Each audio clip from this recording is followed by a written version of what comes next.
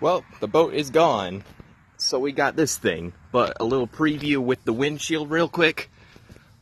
My friggin' cat walked all over it.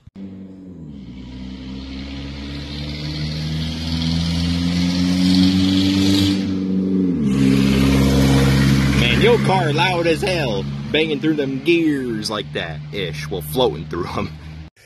What's up, guys? Welcome back to the automotive channel, and today I got a new car. Well, sort of.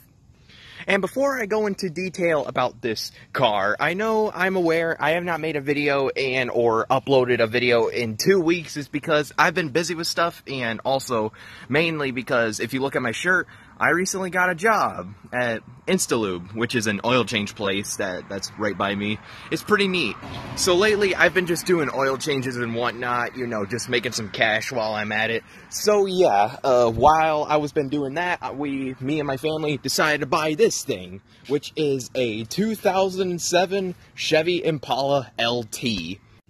And according to my dad's buddy, LT stands for Little Turd. But yeah, this car ain't much really. There's nothing really that special about it, but the only special thing about it is if you look at the video title, me and my family has bought this car for about $200.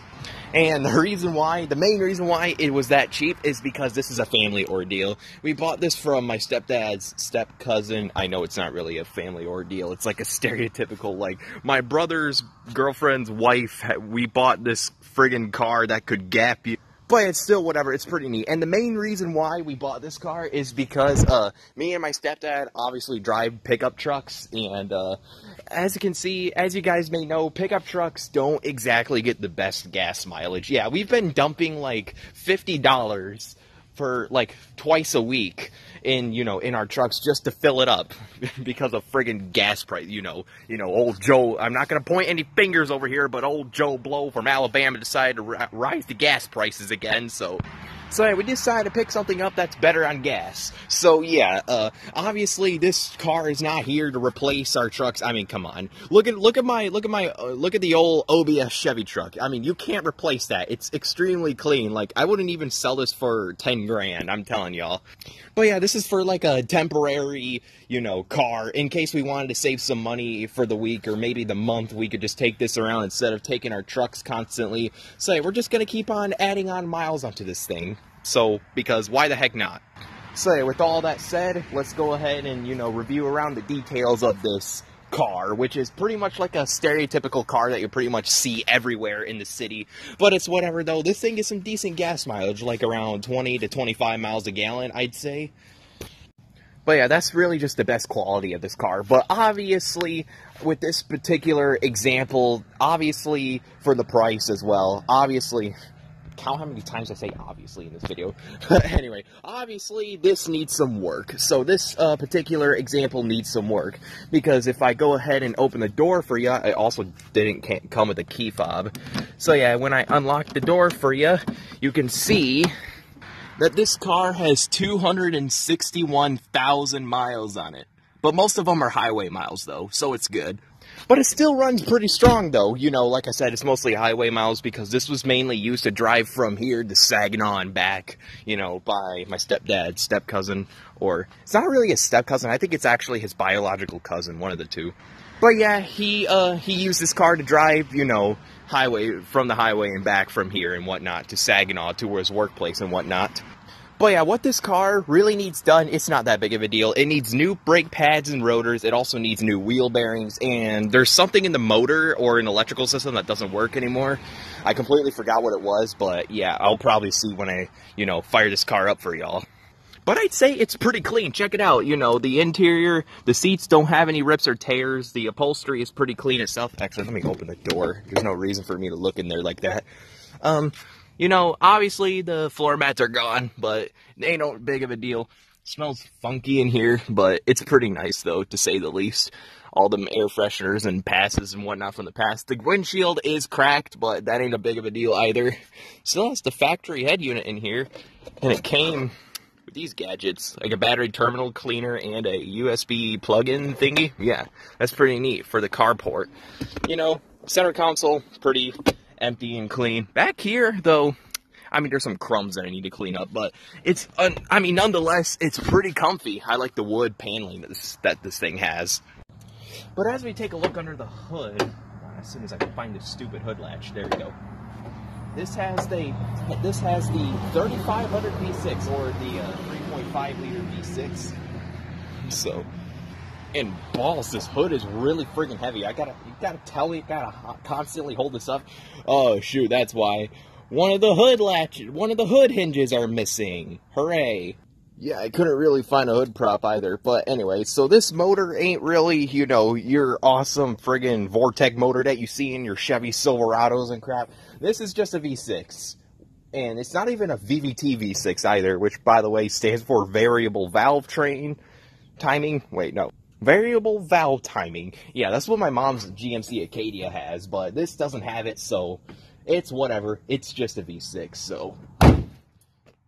But it's whatever. It gets you wherever you need to go. Not the most powerful thing in the world, but hey, all we're looking at here is gas mileage, so we're good.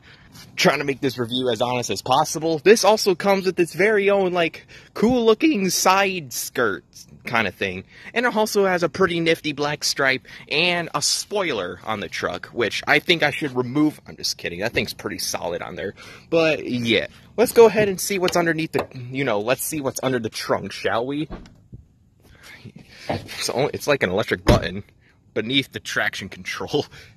But let's see what we got going on in the trunk. And oh geez, there's a big beehive right there. Ah, shoot. Wait, what?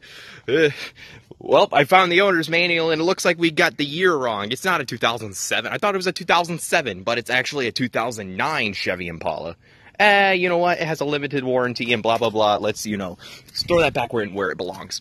Anyway, so right here, it actually technically belongs in the glove box, but it's whatever. But yeah, as you can see in here, there's lots of bugs and webs and leaves and sticks, but we could just clean that all out. And you also got your spare tire, which is lucky because my truck doesn't even have a friggin' spare tire. Well, not anymore, but still. But there's not much you need to see under here, so let's go ahead and close her up. And check out what's underneath, you know, in these passenger door hinges, which is locked. And also, can we take a moment to appreciate the Impala logo itself? This has been around since, you know, let's say the 90s to, or maybe even earlier generation of Impalas, and I like it. I like the Impala logo. It's pretty neat. Honestly, I'm kind of surprised that the battery isn't dead in this thing. But let's go ahead and just unlock everything. Yeah, it's a little janky. It's catching on the other side of the fender, so.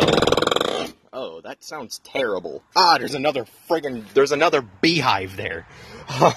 Well, luckily there's no hornets or bees around it because, you know, I hate getting stung, but it's whatever. We'll get rid of that soon. And yeah, oh, you can see like the DOT number and whatnot in the quarter window. And yeah, there's the back seat for y'all. Wait, what? There's like a secret compartment in the side of the passenger seat, or is that that's the airbag? Never mind.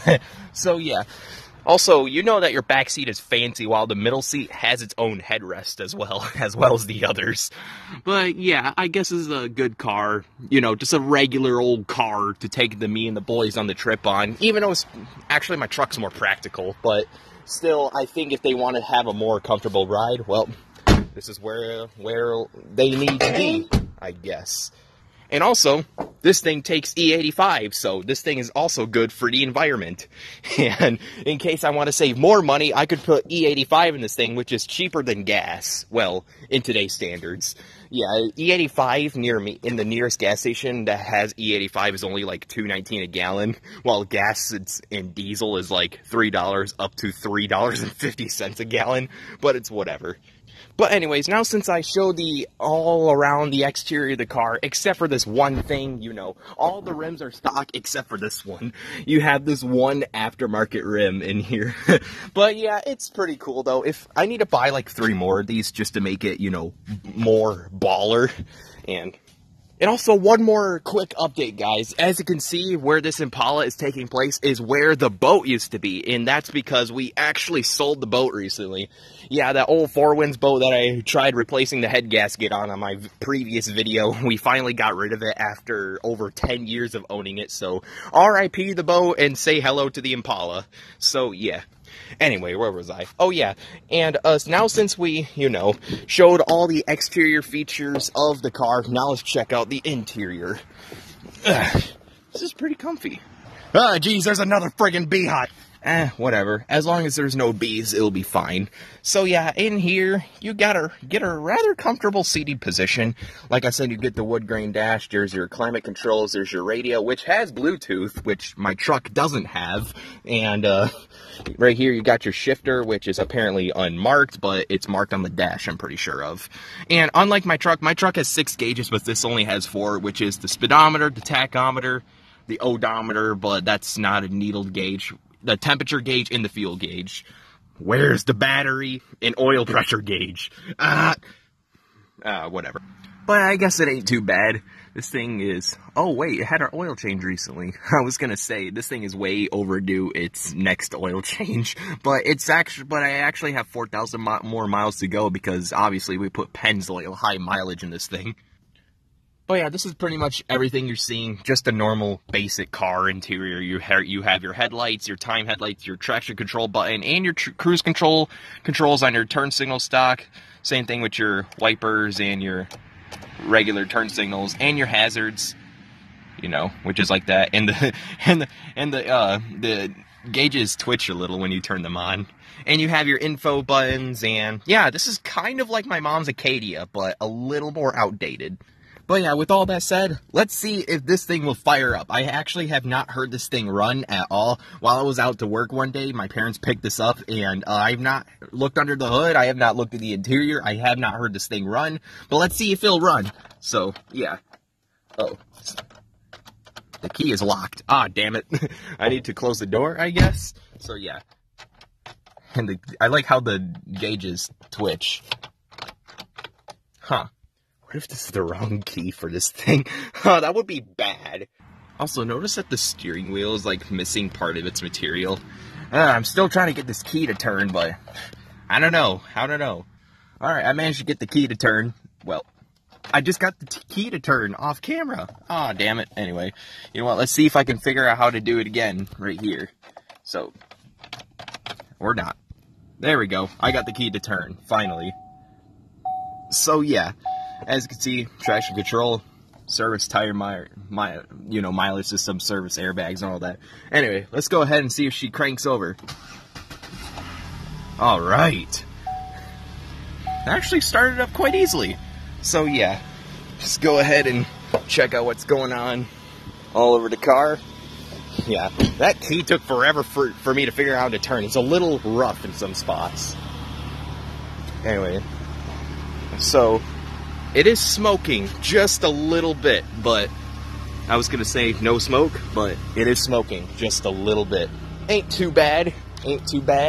Oh, by the way, guys, I can't drive this thing. It's because not only my truck is in the way, it's also because, the wheel bearings are really, really bad. And, yeah, I just don't want to risk doing anything. For now, this car sits up until it gets repaired before we could drive it again. But yeah, I'll give you guys a couple of revs for y'all, so. Lame. Anyway, I'm just kidding. But I guess it's pretty cool. The belt is a little squeaky, but yeah. Let's check out the power steering. Not too bad. The radio. Yep. 1055. Oh yeah, these are like all the preset stations from the previous owner. Ain't too bad. Let's go through all the gears. Pull forward a little, and yeah, that's basically what it is. Yeah, the check engine light and ABS is on, but like I said, we'll take care of whatever we can. So let's shut her down and see if I can turn the key again.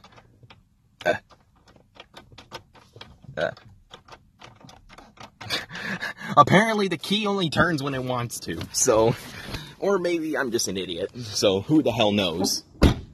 A leaf just went flying. Whatever. So, let's go ahead and lock her up. Actually, no. I gotta use the power locks. So, yeah.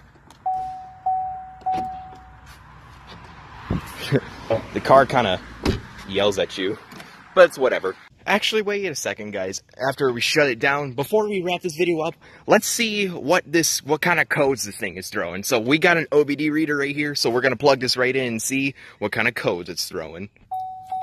Friggin' stubborn key. I just had it turned again. All right, got it. So yeah, let's go ahead and make it cycle through everything and plug her on in and see what kind of codes it's going to be reading. So yeah, the AC actually works pretty well. It's an auto link in progress. Although this is an older car, it's going to take a little bit for it to load, but not that big of a deal. So right here, we got the evaporative emission, you know, the evap vent valve control circuit is, you know, pretty faulty, which is like another, you know, problem that this is like a problem that my mom's car had at one point. So yeah, we can actually tech out like the fuel system and whatnot, and the map airflow system. Oxygen sensor bank 1, and we can also take a look at the misfire cylinder, you know, in the cylinder data, but it doesn't seem to be reading that much more. Maybe I'll check out some more later, but really the top problem is like the evap sensor and whatnot. So yeah, now let's shut her down. So there you guys have it, my new but rather extremely cheap ride. Is it good? I guess. Is it a car? Yes. Does it run and drive? Yes, but kind of. So I guess that $200 was worth it. So yeah, guys, I hope you enjoyed this review kind of thing on this car. If you did, definitely smash that like button. More content coming soon as I rack up some more ideas, because like I said, I have work, and at the same time I'm kind of running out of content ideas, but this is our newest project. Well, it's not really a project. It's a car that we need to drive, but it needs work. So maybe I'll, you know, post some videos of us repairing this car. Who the hell knows? So yeah, guys, with all that said, I got a tripod in my arm. I'll see you guys next time. Peace out.